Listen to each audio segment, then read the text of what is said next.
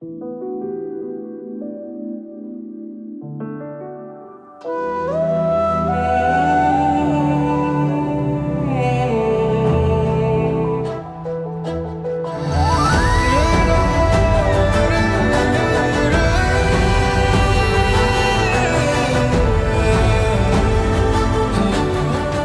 real beauty in your heart.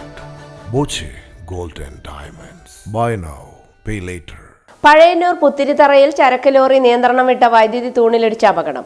ആലത്തൂരിൽ നിന്ന് നിലമ്പൂരിലേക്ക് പോകുന്ന ലോറിയാണ് അപകടത്തിൽപ്പെട്ടത്.